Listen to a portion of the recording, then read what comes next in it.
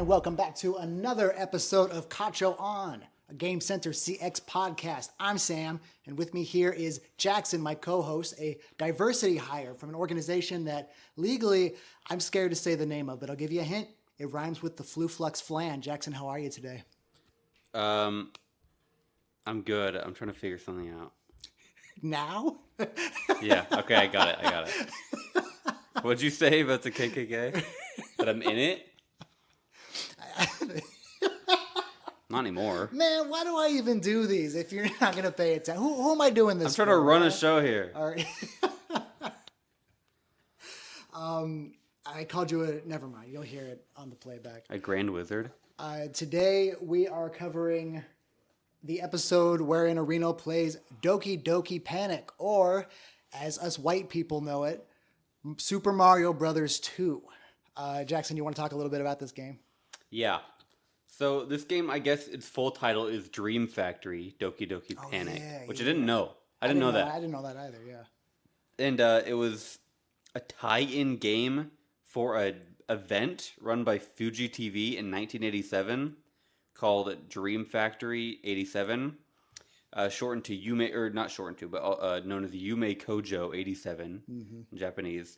And this is an event that's really hard to find anything about online. Yes, it is. I looked into it a little bit myself because, one, that has to be one of the craziest things I've ever forgotten, that this game started as an advertisement for something going on a TV station. I never knew that. Coincidentally, the same TV station that airs Game Center CX. Yeah. I never knew that to begin with. Yeah. No, I'm sure when I originally watched this episode, I thought, whoa. And then... Oh. Yeah, they kind of glaze over it. It went right out of my mind. But I have stuff about it pulled up. But this is even more important. I got a USGS volcano notice. What? A Google alert USGS volcano notice. Every episode we reveal a little bit more about our geographical location. And here's today's bit. Why the fuck are we getting a volcano notice? I didn't click on it. I'm not that concerned. There's none that we need to notice, in my opinion. The closest is probably like Yellowstone, right? Active? I don't know. I found out that... nope, I'm not going to dox ourselves more. Never mind. Okay. Yeah, go on. Go on, though. So this was a large-scale... I'm on the tvtropes.org, which I wouldn't normally go for, but it's the only website where I could find a detailed explanation on this thing. Of Dream Factory? Yeah. The tie-in event, not the game? Well, yeah, the event. Okay, I'd say the game is more tie-in for the event. Yes. And not that the event was run for the game. Well, you knew what I meant. Come on. It says a large-scale festival run by Fuji TV in summer '87 to advertise upcoming technology and media. And it had concerts, performances, celebrity appearances. And it was held in Osaka and Tokyo and lasted for 44 days. What the fuck? This was a huge thing. Starting on July 18th. Yeah, which you'd think for something that lasted 44 days, there'd be more about it online. Right, yeah. But everything that came up was about this video game. Does anything you can find relate back to any of the thematic elements in the game, aesthetically or otherwise? Well, what I'm seeing here is that there's actually maybe a reason why I couldn't find much about it is because there's not much about it. When did they reveal Birdo? Which day was that? Looks like that was day 30. Day 30. One for each egg. No. But it just says that people in the West did not know about it for a long time, and it only became faintly known among several... What? This is horribly written. It only became faintly known among several years after it happened. Faintly known among several... Well, who are several years? I know. Yeah. After it happened, when people learned more about the development history of Nintendo-produced Super Mario Bros. 2. Yeah, I was watching this episode with my wife, and a little bit after the first boss, it's Birdo. For about half the episode, I see her out of the corner of my eye, like frantically Googling something. And eventually she turns to me and she says, "What is this game? What is it?" And I give her the whole spiel, and she says, "That's why." Oh, she recognized That's why Mario there's too. Birdo. That's why there's Shy Guys and Ninja and all that. Okay. Yeah, the origin of a lot. Origin of yeah. a wart. Well, Origin of Luigi. yeah. Origin of. Ooh, I don't know if this is true actually. Keys. I was gonna say origin of the difference in Mario and Luigi's height plus Luigi's jump. No, because I think Lost Levels actually had that too. Different jumps or different heights? Because they At least different jumps. I'm Luigi sure controlled differently in Lost Levels. I'm sure they still have the same sprite though, just recolored. That's probably true. So that would have been a thing in this game. Yeah. That's pretty cool. I mean, a ton in terms of Mario came from this game. Something I was going over in my head. So I played this as a kid, and I played it a few times since. I've managed to beat it a few times, not as a kid though. I would do what Reno does, and I'd warp to the ice stage, and sometimes I'd make it a little bit into there. Yeah. But never much farther. I never played it ever. Ever? I mean, I've like played it for minutes at a time. But, right. Yeah. It's worth your time. It's a fun game in its own right, and that's another aspect of this that baffles me. How is this game so good? Is it the power of Dream Factory, a 44-day event that took place in Tokyo and Osaka? I don't know. I really want to keep reading this article, but it's a lot longer than I originally thought. Okay. But I will say this: it was begun planning in 1984. Whoa. So, yeah, it was 44 days. Yeah. But I mean, it's crazy. You feel like that would be like a huge thing. You feel like they would keep doing that. But I mean, that's. Well, what is there left to do? I don't know. I mean, with new music stars, new celebrities, it's like okay. Lollapalooza or whatever. All right. Or Coachella.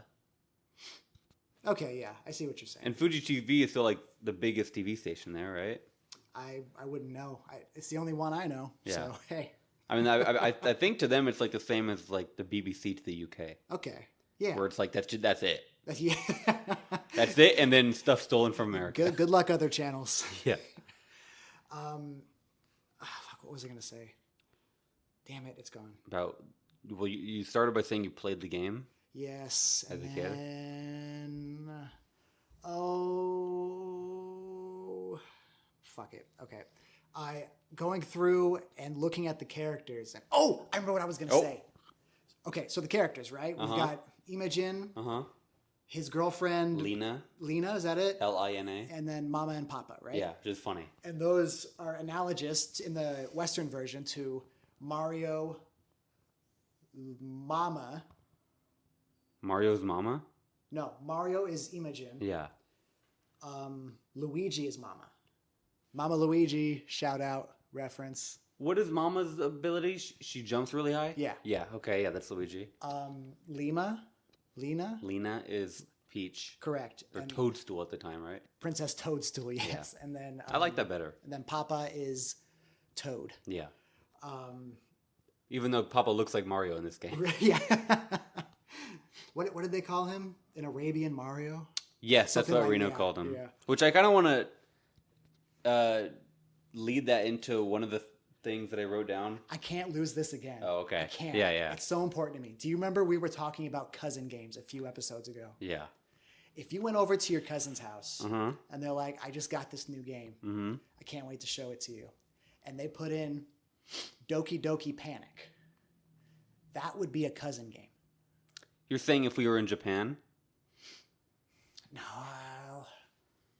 No. Because to me, if we were in America and they had Doki Doki Panic, I'd say, oh, this guy's like a foreign game fan. Or like a very big video game fan if he You're has right. Doki Doki Panic. It's not a perfect analogy. I will express this concept. It will be something that is known. Okay. It's so important to me. I love it. Go on with your bad self. Start twerking. I said that all the character designs I like a lot more than the Mario versions. At least for the main characters, it feels very. I would say the characters themselves look almost generic, but the genre that they are of in terms of design is unique, which is like a Middle Eastern fantasy, like a mixture of the two, which I even thought of before he said Arabian Mario. Right. But it's like kind of like a slightly more fantastical version of Prince of Persia. Thinking back now in retrospect, a lot of the other thematic elements makes sense. Of The enemy that rides the flying carpet. yeah. The lamps aren't lamps in Super Mario Brothers 2. They're like potions or something. But those masks that chase you around, stuff like that. Mm-hmm. That's all that got. You know what I mean? Yeah, fits that vibe. Aladdin. I'm wondering though, what does that have to do with Dream Factory 1987? That's what I'm getting at. You know, it's like why? What does any of this have to do with? What that? are you? You could have at this point. You know, it seems like you could have put Dream Factory 87 on any game. You know, why spend all the effort to make this other game that also has nothing to do with Dream Factory? Yeah, maybe like the 4 characters and maybe Wart are like event mascots. The way that the Olympic Games have different mascots for every one. Do you want to know something? Yeah. This is kind of incredible. Okay. You nailed it. Really? Yes, I actually read that about an hour ago and forgot it. Cool. So, good for me. No, they were making this game, and then somebody, one of the higher ups, got pulled into an office and said, "Hey, this is who you're making the game about now," and gave him the mascots. Was it was going to be its own thing, or was it going to be about Mario? I don't remember that. Oh, okay. I have to imagine its own thing. Miyamoto was still head of development. Okay. And it was made by one of the famous Nintendo R&D teams. Dr. Mario. The famous ones. No. Oh. Did he not work there at the time? he's still getting he's writing his dissertation at the moment. Mi bombo. Yeah. So about the episode itself, I want to clear up something at the top with you. I had to go back and double check if this was a clear, because Areno did not produce the ending footage. Oh. For whatever reason, it is. Yeah. In every official account I can find, this is counted as a victory for him. Yeah.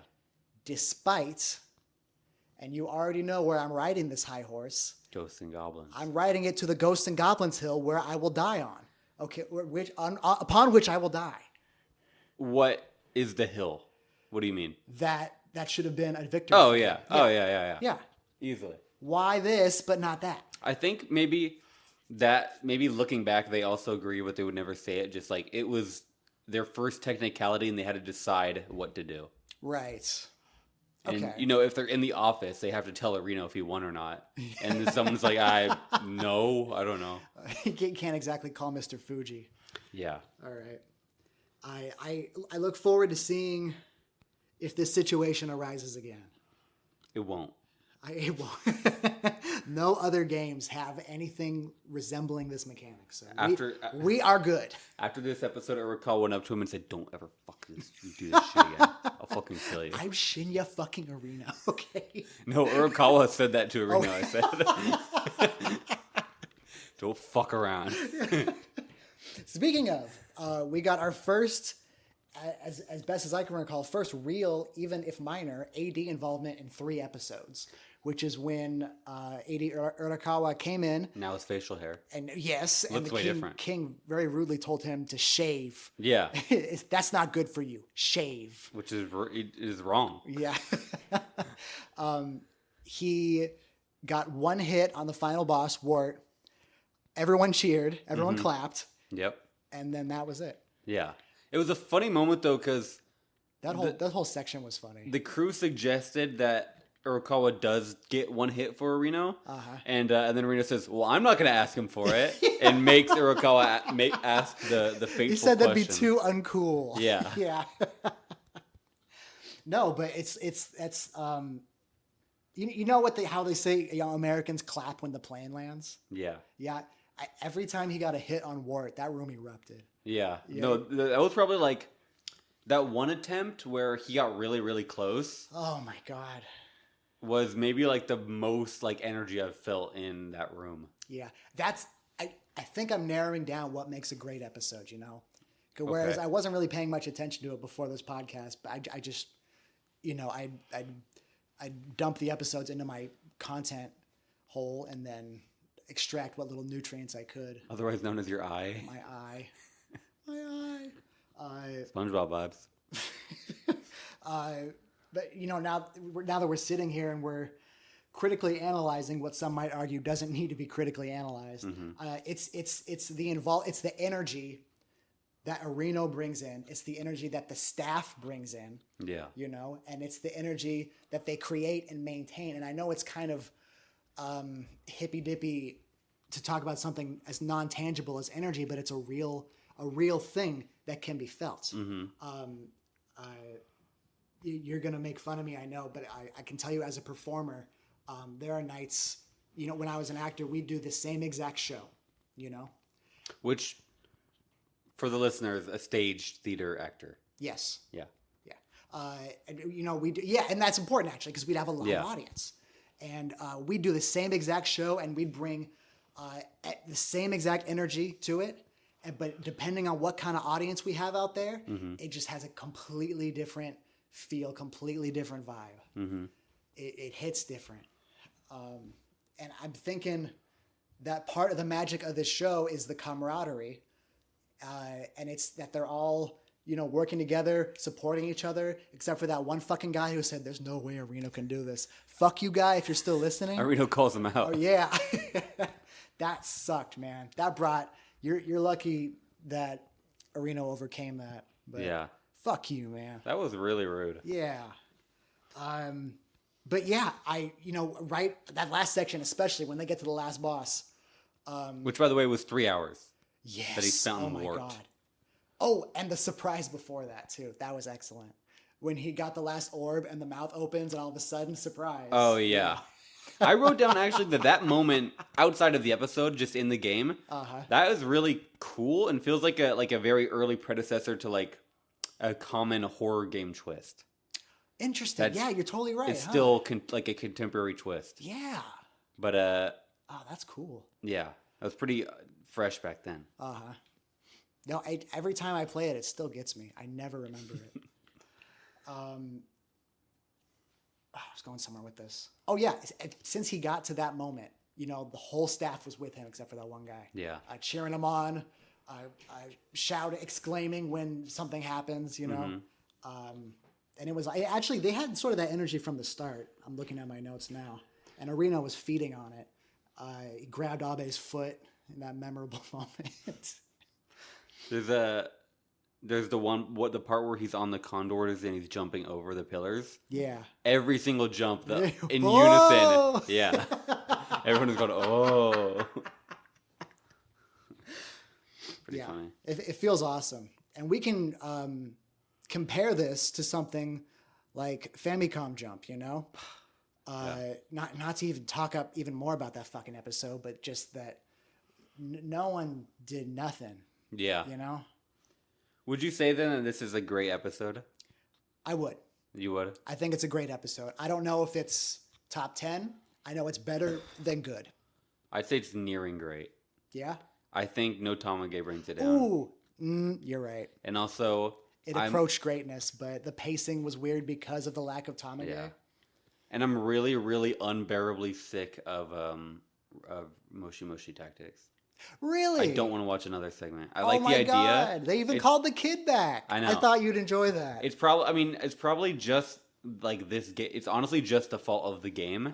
But the idea is fun, and I like it's cute that he called the kid back and it's fun. But the fact that ultimately his calls have zero reflection towards what he's doing in game, it's the connection made to these people is lost because it means nothing. That's a really good point, actually. Yeah, I would counter that wasn't the case last episode, in which the advice he received translated into direct progress and understanding of the game. Yeah, but I think it's still not enough progress for me to feel anything. Agreed. Yeah. Yeah, that's a valid point. He got a pig. I can't even argue with I'm not going to argue with that. I think that's completely fair. I really need him to finish this game or drop the segment. Yeah. Well, how long is left in this season? Sorry, bud. Is it only this season that has it? I don't know if they ever revive it. Oh, okay. But they might. I feel like I remember seeing something about that. Well, I think this is the halfway point in the season. Okay. By the way, this is season 3, episode 5. we'll get back to ring tactics. We'll get back to the lack of Will Tom we? Day segment. Hopefully, I got a lot to say about this episode, which was not the case last episode. Before I forget, this episode was translated by the Something Awful group. Shout out to them. Thank you, boys and or girls. Either, neither, you decide. Girls, I'm deciding. Girls, Jackson decides. Fuck. I had something. I'm too jacked right now, man. On what? My own meds and energy drinks. Oh. I've been in a funk, and I just took a shower because bad things have been happening in my life. Mm-hmm. Events that you orchestrated and caused directly in the middle of the night. Yes. And none of that last part isn't true, but this is the first time I felt good in a while, so I'm kind of like I'm popping out of my seat here, you know. Yeah. What was I gonna say? Oh, 1985. The game collection? There were some heavy hitters left in the tank. Yeah. This is all like What the fuck? November, December too. What? Christmas. Your theory pans out. What? That month by month Yeah. chronology. Yeah. Yeah. That would make a lot of sense. In the summer months, what's getting fucking released? No, it released towards Christmas. Baldur's Gate 3. Yeah. Okay, yeah. Do we want to? Off the top of my, I know you wrote them down. I was gonna tell you the ones I remember. Yep. Fucking Bomberman. Yep. Have we seen Doughboy before? Yeah. Yeah, I feel like there There were were quite a few repeats. couple repeats Yeah. at least. Yeah. Icky also is a repeat. Yes. That I apparently didn't write down, but I remembered it. Interesting. Why don't you just go? I did write it down. Tell me what was okay. there. We got Mock Rider, Mock Rider. Icky, Protopia Serial Murders, Yes. which I think we've also seen in some way. We have, because we brought up that they just got a sequel in the last couple of years on the Switch. Right, but I mean, I think we've seen in this show. No, yeah. Oh, you're saying that's why you remember that we've seen Yes. it. Okay. Spelunker, famous for its weakest NES hero ever. I thought that was This funny. is the EREM game, right? This is the American studio. Yes. It's pretty rare. American-made games on the NES. 1942, the first Capcom NES game, Yeah. which is kind of interesting. I want to circle back to that. Doughboy. Doughboy. We have Q-Taro the Ghost. I want to play Guitar of the Ghost. I'm sorry. It looks fun. Was that or was that not the Duck Hunt dog though? And the full game name is Q-Taro the Ghost Woof Woof Panic. I don't think so. Okay. Thegster, Thegster. which is the like morphing robot plane one with like the weird maze. Yeah. That one looked kind of cool. Binary Land. Binary. That's a famous game, believe it or not. Yeah. Well, is it known as something else or no? I don't know, but Oh. I know it has references in Smash Brothers. So Really? yeah. When are they going to make non-binary land? Otherwise known as Portland, Oregon. Japan's not ready for it. Shout out to Portland, a city we know nothing of and don't live near. Yeah. That's why I said name and state. I know. Yeah. Okay. Bomberman, and X's, apparently AKA Savage Bees, according to the subtitles. But Do you know why I know this game, this specific game? why? It's in Street Fighter 6. Oh, it's like an arcade play. Yeah. Okay. Yeah. I never have heard of it. Is it a Capcom game? Yes. They put out 2 games in 1 month. 1942 and XX's. I think they had a ton from the arcades that they were eager to port over, Oh, maybe. that makes sense. But yeah, that's it. That's the last one. Because I've been playing through Capcom Arcade Stadium, which is a collection of Capcom arcade games, not their console ports, but the arcade versions. Yeah. From 1984, 1985, all the way up to 2001. And there's a sequel with a different 2001? collection. Yeah. Does it have like 3D games? Or are they still doing sprite work in 2001? They're still doing sprite work. Like what? Mainly shoot 'em ups. What I'd say the majority of this collection is shoot 'em ups. what shoot 'em ups did they make? So there's 5 games in the 1940 collection. Okay. 1942, 1943, 1941. Okay, prequel. You didn't see that coming, did you? Haha, fuck you. 19XX, The Loop of Destiny, Awesome. motherfucker. And then 1944. So, I kind of had to figure it couldn't just go in a straight line because, assuming it aligns with World War II, you can't go past 1945. They're really dragging their feet trying to. How do we not put Hitler in the game? And yeah, it's cool to see because, from 1985, in which the game 1942 was released, Yeah. all the way to the late 90s, maybe even 2000, there's the last 1944, I think. And just the upgrade from there, is astounding to see. But my original point was that I saw the gameplay on the NES version, and Jesus, fuck, that looks like what would he say? What would the angry video game nerd say? A shitload of fuck. A fuck full of shit. No, it's a steaming pile of buffalo diarrhea. Oh yeah, That's what I was looking for. The exact phrase, actually. He'd rather have a buffalo take a diarrhea dump in his ear. Yeah. That's in the opening theme song. It is. And down it with beer. Yes. Yeah. Rolling Rock is his favorite. It is. What was I going to say? Oh, yeah. I was thinking about 1942 coming out in 1985. That'd be the same as if a game called 1982 came out this year. Hey, our stand-up, if you're hearing this, write that down. No, I'm serious. It's just like crazy. Hey, what is this? It's almost been as long. I'm going to reach over within arm's distance of me, and I want you to read the game I just picked up. Cyberpunk 2077. 20 what? No, I'm just saying it's almost been the amount of time between that year and that game as from that game to now. Oh, I think I only heard the first part of what you were saying and decided to start making fun of you. What would you think was the gist of what I said? That's oh man, that's crazy. This game's called 1942. No, I said no. You know, this came out in 1985. That's crazy. The game's called 1942. No, my God. I said that'd be the same as if a game came out this year called 1982. Okay. Fuck, that is something I actually don't want to think about. You really didn't get that the first time? No, I didn't. Okay, that was the whole point. I 100% heard the first half of what you said. I thought, I'm going to roast this guy. All right. You need to be less happy. Many people are saying this. Why do people keep saying this to me? On the way over here, man. Officer Jenny. Crazy. That's Pokemon. There was no Tamage segment. That's Pokemon. Pokemon Jenny's Pokemon. Yeah. Or Pokemon Jenny. Pokemon Officer Jenny. Yeah. Officer Jenny's Pokemon. Hey, throw a Pokeball at her all you want. She's not going to go in. You can lead an officer to Pokeball, but you can't make her Jenny. We'll have to Mythbust that. All the top people are saying this. We'll have to do a Mythbuster, a high-speed camera. When I was a kid, it was fucked up that it was called a high-speed camera because it makes it go in slow motion. See, that's what. Okay, that's the sort of thing I thought you were saying. All right. Fucking coming at me like road work. It better. Dude. That's what I'm saying. You can't say it wrong if you're gonna quote Drew Gooden's famous vine, bro.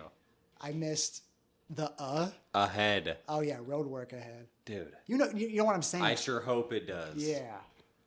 You're a millennial. You're built for this. Are you? I think you're more telling on yourself than I am telling on myself. No. Okay. I have a good memory. Actually, my wife's gonna be pissed when she hears this. Dude, exactly. Yeah, she's gonna be really mad at me. Oh, another boy. millennial. Right. No Tamage segment this episode. Complete and total bummer. No, we haven't had interviews all season, right? That's what I'm saying. They got rid of those. Really? Yeah, interviews were a leftover from the first season that made it into the second season. And now they're just really focusing on the challenges, and it's supposed to be the Tamages, but... At least they got Kojima when they had him. Right. They will do more interviews. I know that. But yeah. Yeah, there was a lot of really interesting stuff in there. Do we want to bring up the Wii ad? Fucking hell, dude. That blew my mind when I saw it. So I told you my new method of taking notes is I take very few during the actual episode, and then I just write down a bunch of stuff afterwards with my thinking being like, if I remember it, that's what I want to talk about. Yeah. You know, that was something I fucking wrote down immediately. An ad for the Nintendo Revolution. That's awesome. Using what appeared to be like stock graphics zoomed in. It looked like the Jerry Beans video. The what? Jerry Beans? No. You don't know Jerry Beans? Is it a video where a guy sings Jerry Beans? No, it's a Jerry video of a Beans? bunch of like floating jelly beans. Oh wait, And no. it's a Japanese ad with You've the cell won. phones. There's a bunch of these. And they have underwear. Yes. And the phones pull the underwear off the jelly yes, beans. Yeah. I think we went to a pumpkin farm. It was after that. Okay. Because that was almost a year ago. What? That would have been in Fucking October. Oh my god.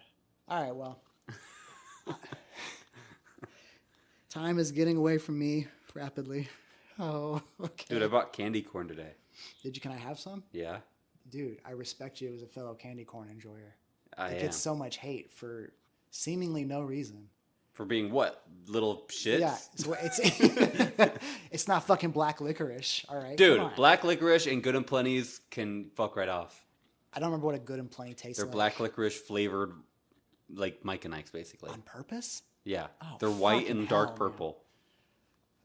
When I first had black licorice, I was so disappointed because I loved licorice and I thought it was sick.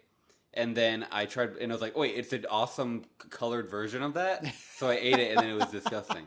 When I was a kid, I used to go to the theater all the time with my mom, and she always got Red Vines, which is like the name brand licorice, for those who know.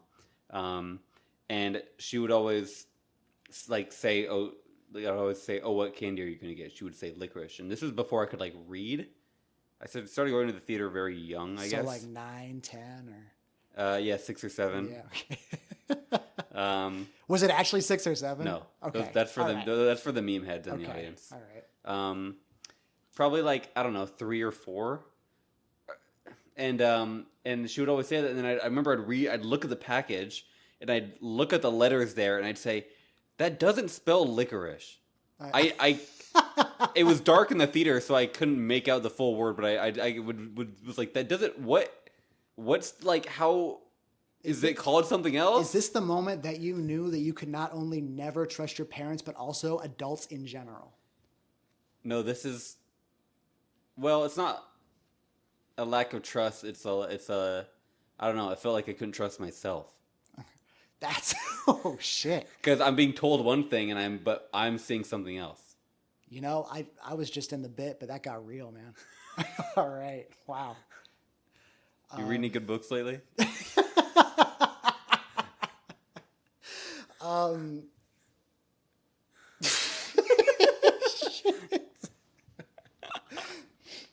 Doki Doki Panic. Oh yeah, you're having a Doki Doki Panic right now. I am a little What bit. is Isn't that like an onomatopoeia? For a heartbeat. Oh really? Yeah. For this game? Yes. Why is it called that? I don't know. Okay. Why is it called Doki Doki Literature Club?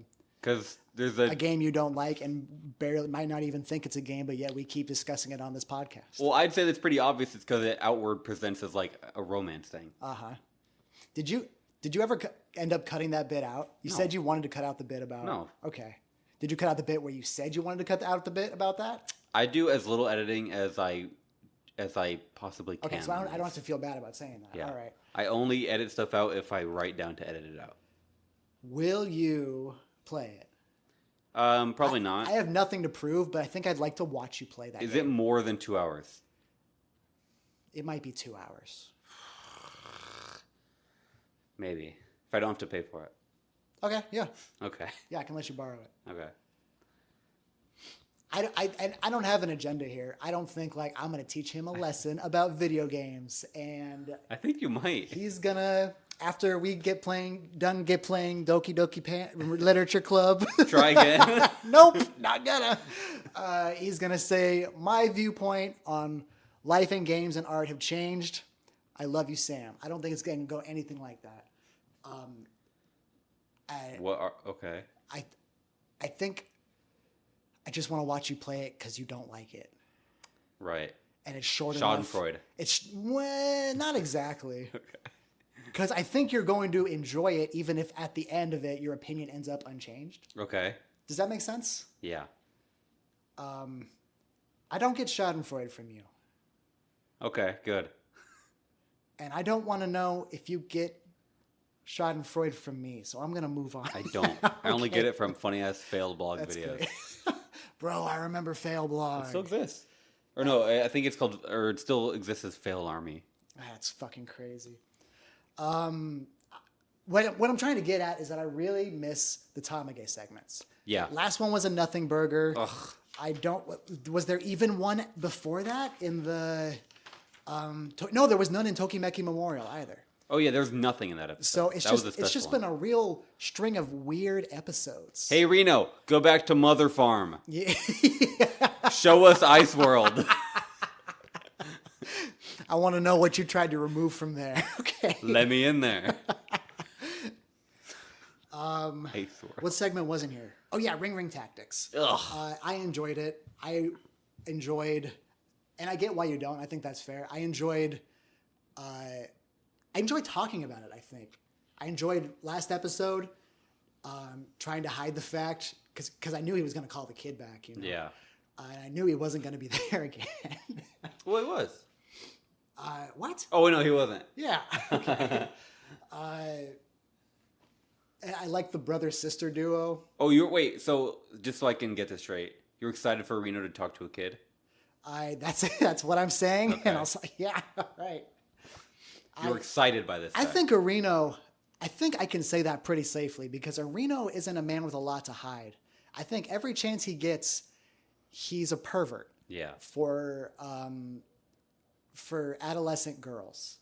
So, Yeah. and or women. So, Yeah. Or. but I'm not worried about that little boy. Yeah. Yeah. Okay. I think he's going to make it. I bet we can find him. Yeah, I bet you want to find him. Yeah. I think, I don't know. It might just be rose-colored glasses. Or I'm banking on foggier memories of this improving. You know. Let me ask you this: do you think he will clear this game? No. You don't think he will clear this game? I might have asked that last episode too. Because my elaboration is also becoming familiar to me, which is that the way that this segment is edited and makes it seem he has moved all of like 5 pixels in this game. Yeah. Yeah. Well, it's crazy too because he got 100 postcards. Yeah. Which is kind of revealed. It's just printed out emails. Okay. Which Same difference for my point, I guess. Yeah. He got 100 emails oh yeah, you're right, because he always says, here's the email address. I think I stopped listening because they play that noise of all the phones and stuff, and my brain's like, I'm going to shut down until that's done. Well, I think in all the subtitles before, they just said we got some mail or something. Right. But that makes a lot more sense for how they're able to make this so quickly. Because I was always like wondering, damn, they are writing this and sending it, and it takes like a couple The days. Japanese post office doesn't fuck around, man. They're all based on that guy from Ocarina of Time, okay? The runner? Yeah, he's fucking naked and shooting for the stars. Or He's they going have for it. like a flu network style thing Yes. in their mailboxes. That's what they fought the war for. By which I mean, they all have the flu and they sneeze and it launches the envelopes through the air. Our stand-up, sign this man, okay?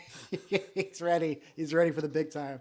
4 cast members just left SNL, by the way. So there's some openings for you. Emil Hakim. He was fired, actually. Oh, that's right. The other 3 left. Yeah. Right? Yeah. But I'm going to be honest. I saw who they were, and I don't recognize any of them. You recognize the girl. The blonde one? Yeah. Probably. You're welcome for reminding you that you recognize the girl. Okay. I think it's crazy they got all that. Photographic memory offers. for girls. Hey, you and Reno both. The number of girls he's hugged is legendary. It is legendary. Yeah. They got all those offers for advice, and he's still stuck in that fucking desert that he accidentally warped himself to. Yeah. I think he summed it up pretty succinctly. Is that not only has no progress been made, but I got myself stuck, and I can't get out. Mm-hmm. So, hopefully it picks up from here. I don't think they can make more of this out of nothing, even if they have to sort of cheat it and send in, a postcard from a supposed fan, but it's fucking Kibe or something. Oh, at the top of this episode, they show that Abe has a foot massager because he knows it's going to be a long time. Yeah, we talked about that. No, we didn't. We touched on it. We didn't talk about it in detail, but I thought that was funny. Did we? I was talking about the energy Reno brought into the room. Oh, yeah. And he gets in there and somebody points out the massager. That motherfucker grabs Abe's leg. He's barefoot! He's barefoot! Which he's not. He just has he's wearing a sock. That's barefoot to them, man. I guess so. I think we've talked about all the segments. I have a question. And the ending of the challenge? Yeah, go for it. So you know how they have to take their shoes off when they go to a building? Are they at home? Yes. Why not like a normal building? Is it like is it like a residential? I think residential. A residential place, a place where people live, is different, But why? So as not to attract things from outside. Spiritually or literally? At least the latter. Okay. Possibly the former. Okay. But they're okay with like animals getting inside stores and stuff? I think maybe by law they have to be. Maybe it's because it's not very practical. Yeah. Maybe they used to when the animals aren't going to take their shoes off, Jackson. You can lead a dog to the store, but you can't make him barefoot. I think they already are. They have pads. Yeah, he's not taking them off, is what I'm saying. Ew, dude. Picture a dog and they peel off their pad skin. Moving on. Warping. Dude, it's like moving on, I guess. You ever seen horses with their without their nails? It's just like pink and gummy. Like a war amputee's nub sort of thing? No, it's like kind of like mucous membrane, like your inside of your lip. Holy shit! Because horse legs are just like a big finger. It's like it's a nail at the end. More like Nightmare Factory, dude. Come on. How do animals have such small feet? And humans have large feet. I reject your question at its premise. You don't think? I mean, like horses and dogs and cats all have really tiny feet. Due to like elephants, I guess, and maybe lions. I bet they got big ass paws. No, yeah, but I mean, relative to their leg. That'd be like if our feet were like this, or maybe like this. But we have feet that are huge. We didn't need big feet for evolutionary purposes. What would that have served?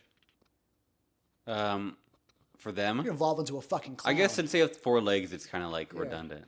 No, our evolutionary advantage is opposable thumbs, standing upright, ability to feel not only love but loss, and also you're missing the big one. Video games. No, reason.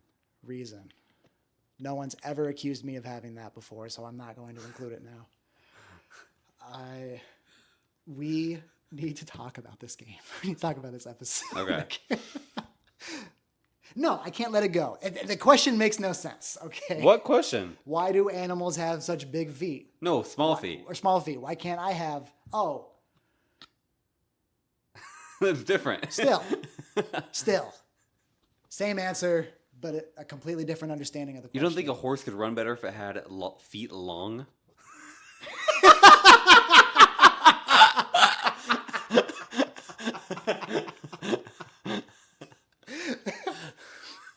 No, I do not.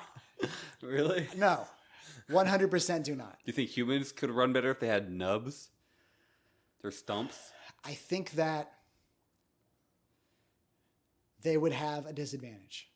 Horses? Humans. Oh. Okay. But I bet there'd be like one person who runs faster than Usain Bolt. So what your contribution to this conversation is things are the way they are and that's good? I guess what I'm inferring from, well, first of all, things are the way they are, and that's really not great right now. Well, but yeah. Secondly, what I inferred from your question was that they should have bigger feet. No, I'm saying why don't they? Okay. What made them that way? Besides God. Well, friendly reminder, this is a Christian podcast. It's secular. I'm actually a part of the Church of Bill Hicks. Doki Doki Jesus. Amen. Bill Hicks, who's that? Comedian from the 90s. I was going to say, is that the comedian who had the really dry one-liners? That's Mitch Hedberg. That is Mitch Hedberg, you're right. He died in 2008. He sure did. Or maybe 2004. And that sucks because he was a real one and he really would have loved Doki Doki. When did Panic. Mitch Hedberg die? Keep talking. my 2005. My efforts are in vain, man. Keep talking. He couldn't handle the heartbreak of 9/11 anymore. Neither could George Gerald. What's his name? Gerard Way. Gerard. He's what? He's dead? No. Oh, He made a band about it. I was thinking of the fucking Gerard Butler. No. Yeah, that's what I'm talking about. No, it's not. From My Chemical Romance? No, you're talking about Yeah. No. Yes. Gerard Butler is not. He's the actor. Oh. Gerard Way, the My Chemical Romance guy? Yes. Gerard Charles? It's, ooh. Keep talking about Smoker Poopy Club. You look up My Chemical Romance. I'm going to talk about Doki Doki Panic. In this episode, we see Arino try a tactic that he has tried countless times before. And by the way, it's always... It is Gerard Way. I knew it. Okay. And you knew it, actually. You get the credit there, but yes. Thank you. Watching Arino stumble through a platformer is sort of the meat and potatoes of this show. Yeah. Especially right now, when they haven't really branched out into other things. I'm going to tell you that they take some chances later on with some different genres, and a lot of them really pay off. One of my favorite memories is him playing through Clock Tower. Do you know that game?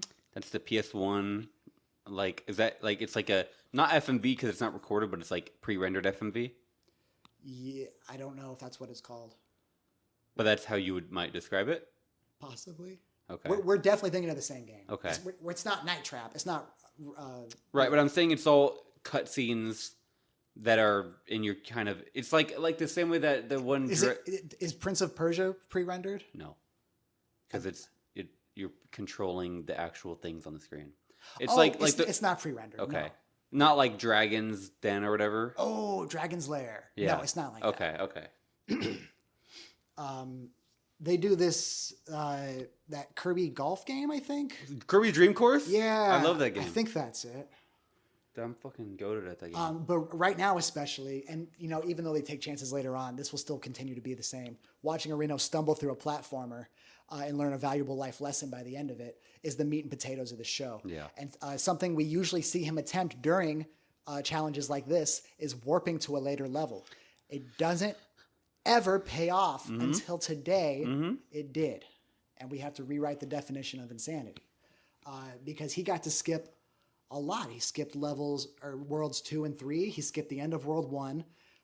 He went through. Did he warp from 5 to 7 after that?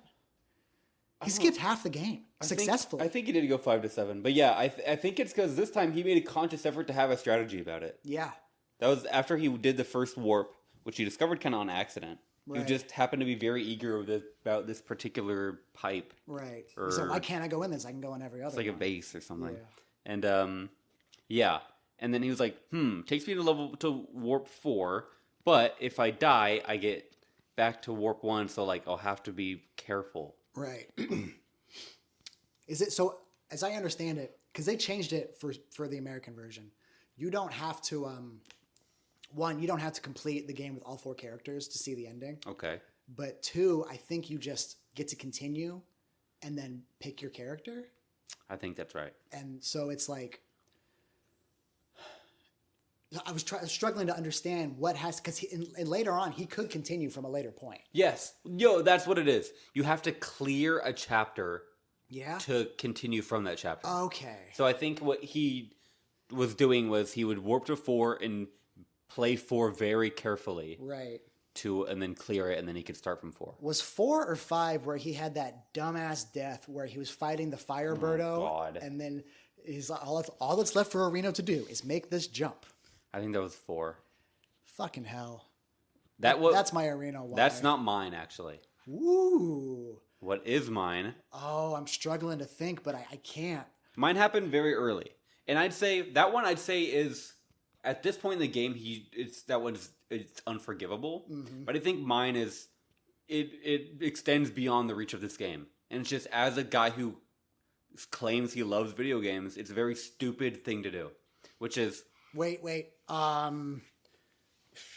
When he got the carpet and then just stood there. No. When it might seem inconspicuous to you, because I think we've also talked about him doing this in a different game before. Tell me. But the first time he beats the first Birdo boss, when you beat a boss in this game, they disappear and a small orb is summoned in their place. Yes. And it leaps in a way that it's clear it comes from them. Yes. So after he beats Birdo, during the fight with Birdo, he like kind of jumps over Birdo and finds the face door. Yes. And he's like, oh, I can't go through. Okay. Right. And then, but after he beats Birdo for the first time, the orb appears and he jumps over it. Right. And tries to go to the face. And it's obviously you're supposed to pick up the fucking item. I see where you're going with this, and I agree completely. And even if he's like, I want to see if the door would open. Right. Why would he try that? Why would he want to proceed without whatever that was? Dropped, yeah. Like, what is? There's absolutely no reason to not touch it. Yeah. Agreed.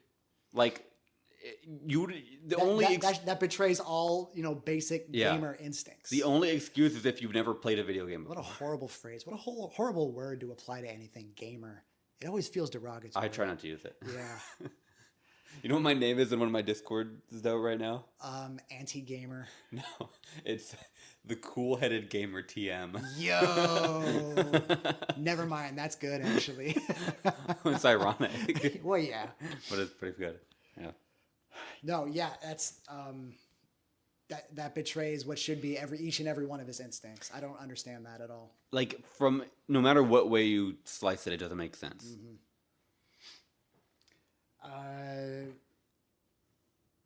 What else is there to talk about? I have a little translation note. Yeah.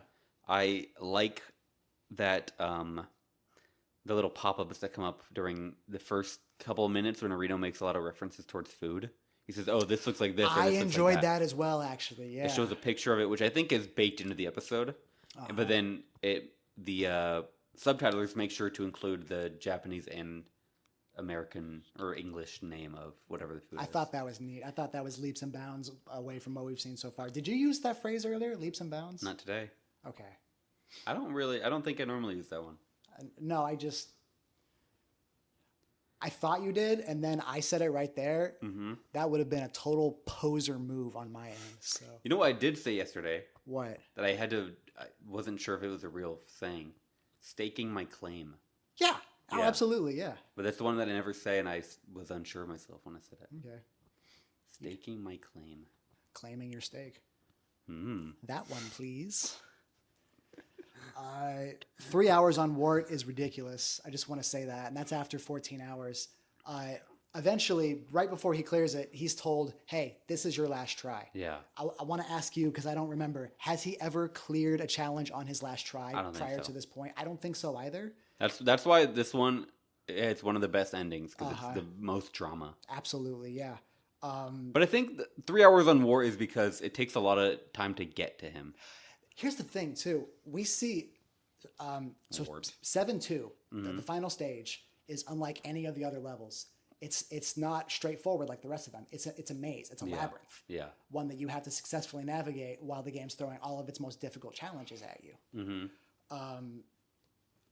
And so to get through that, repeatedly, I could see that taking some time. And that's if you make all the correct jumps and find all the correct health power-ups in, 7-1 or whatever with the flying birds in the first place. Yeah. He cleared this as the Mario character, Imogen, which meant he had no long jump. Mm-hmm. He had no float.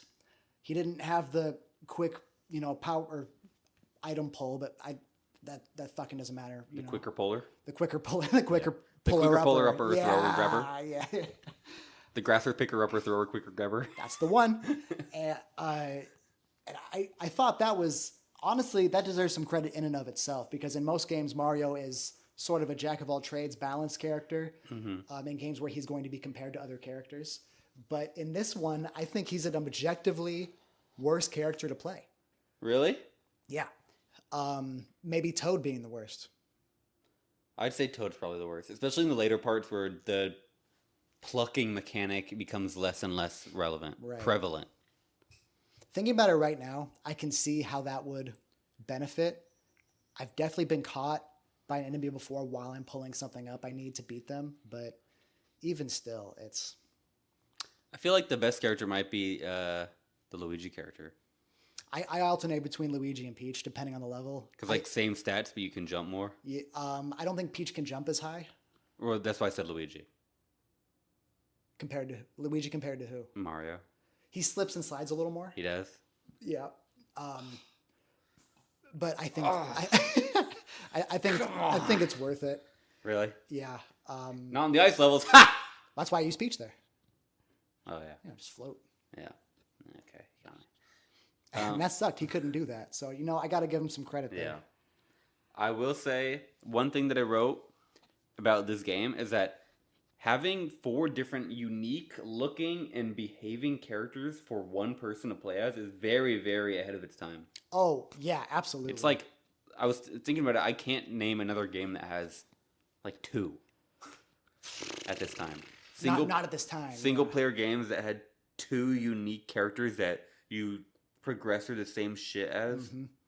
Super Mario Brothers 2 walked so that Donkey Kong 64 could run. That was supposed to make you laugh, but okay. I never played it. I never played either, if I'm being honest. Okay. Is it Donkey Kong, Diddy, Tiny Kong, Lanky Kong? Yeah. And the big one. Yeah. Funky. It's not Funky. Chunky. Chunky, I think. He has the annoying ass wife beater on. He has a propeller hat. Okay. Or is that Lanky? Fuck, it don't matter, man. That whole game's a fever dream. Yeah. Donkey Kong 64 walked so Donkey Kong Bonanza could run? That is probably a better, actual analogy. Donkey Kong Bonanza walked so that I could run to the store to buy it.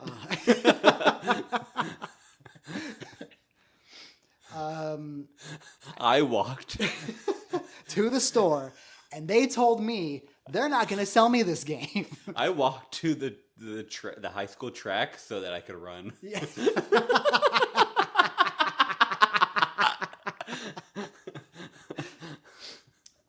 When I was in high school, I did that, but I would do it super late at night, and then sometimes my friends would come. I had a really weird. This is during a really weird time in my life. I'm 17-ish, and all my friends live with me. At my dad's house. Okay. Really, it don't matter. None of this fucking matters. But I was trying to get thoughts running through your head. Gay memories. I was trying to get in shape, and so I go run on the track. Why? Felt like you had to. It wasn't for any reason other than I wanted to be in shape. Okay. I think at that point. Okay. I had no ambitions to join the military at that point. I feel like that's the thing that when people say that's the first thing they think, but normally I don't feel like I can't say it, is why. Hold on to that thought. It's actually kind of relevant later. Okay. One night I'm there with a bunch of my friends, and we're running, and I'm on lap 9, and I've achieved runner's high, which you and I both know to be a real thing. That's 2 miles in a lap? Yeah. Yeah, okay. And I'm in this dreamlike state, and this group of guys come up, and they're our age, right? And they walk over to my friends, and I pass them, and I see them talking, but I'm in it, so I keep going for another lap. And then all of a sudden, this other guy comes out of the trees and tries to clothesline me, right? What? Okay. Yeah. My friend Gary saved me by, he socked him as hard as he could in the face, sent him flying, and a fucking brawl broke out. What? I, not being able to breathe properly because I've been fucking running so much, ran faster than I'd ever run. Most of us made it out. R.I.P. to Chris. He got his fucking face beat in. He had to go to the hospital. Oh my god. But anyway, yeah. Next day or two, a cop asked me to come down to the station and talk to me, right? Get my side of the story. Now, as an adult, I recognize that as cop speak for I'm going to do everything I can to get you in trouble. Mm-hmm. But at the time, I'm just like, yeah, I didn't do nothing wrong. And I didn't do nothing wrong. Yeah. You were running. Yeah. Maybe the only wrong thing was like you weren't supposed to be there at that time? Possibly. Mm-hmm.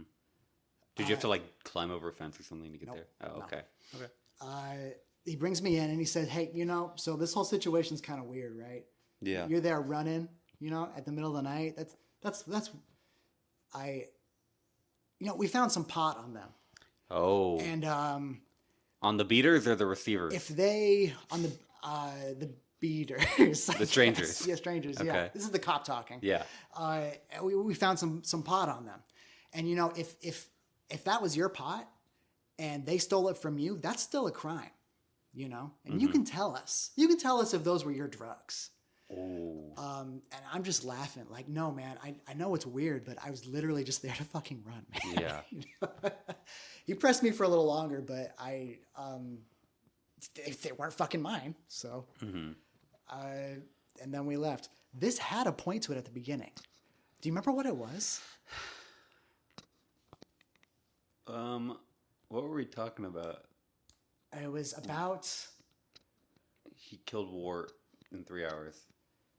It was about just the ending tied into it. What were we talking about before this? I don't remember. How did we get here? I don't remember at all. It was talking to the cop and him thinking that I had drugs, even though I was just being a weird fucking teenager. Yeah. How could we have arrived at this point? So we were talking about Mario? No, I'm serious. We're talking about Mario, how he cleared it as Mario. Yeah. Which is the most disadvantageous character. Well, I think Toad's worse, but... Well, yeah. And then we're talking about Luigi and Peach flies over the ice.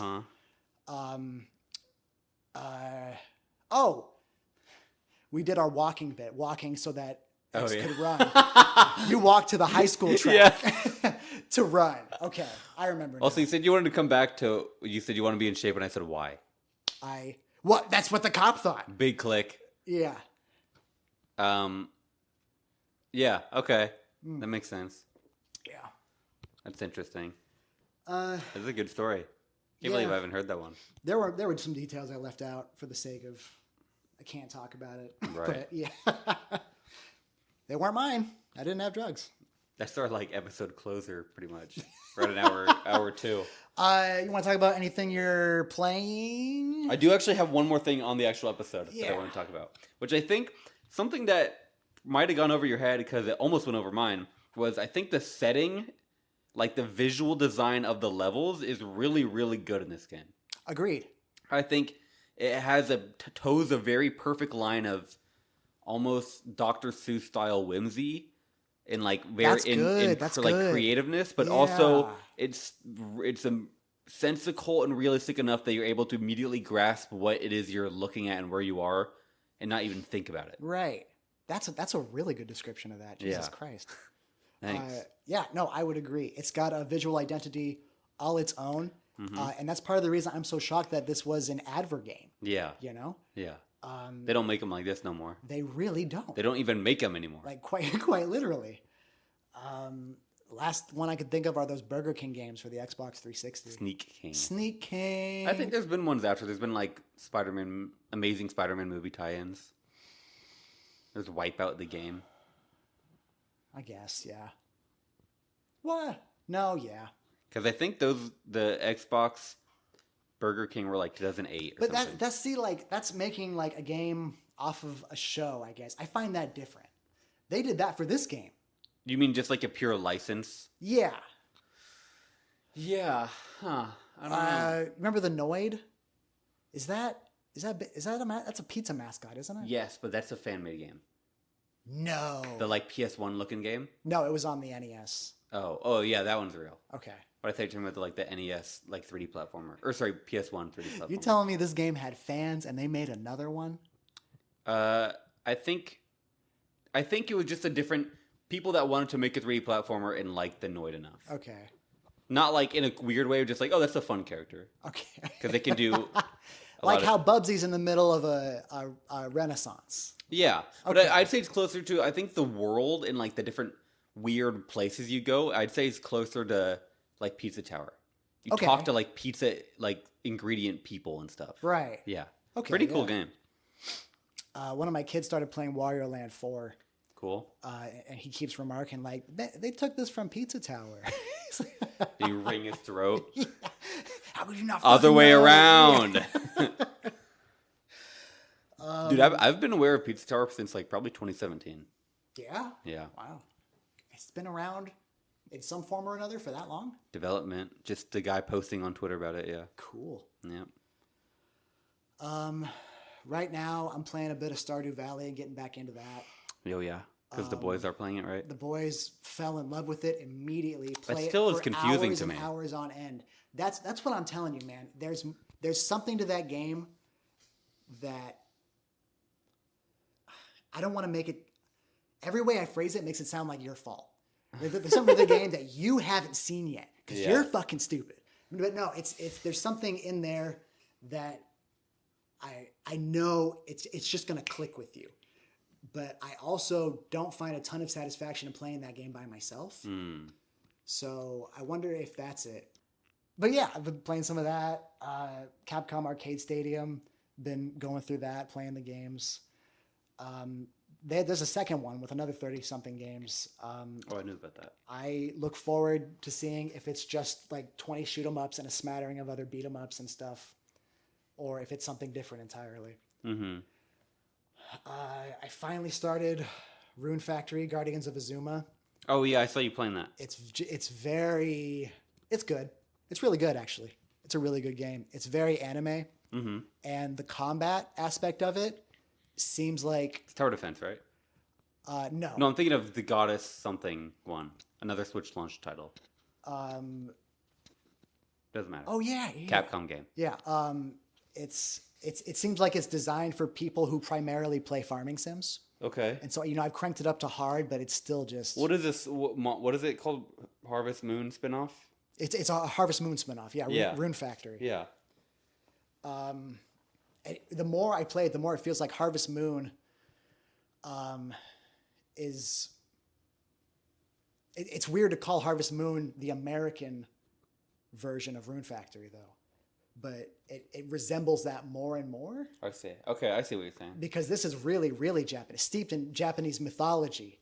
Cool. A lot of the enemies and characters are mythological creatures from Japanese folklore. Like Okami. Oh, hello.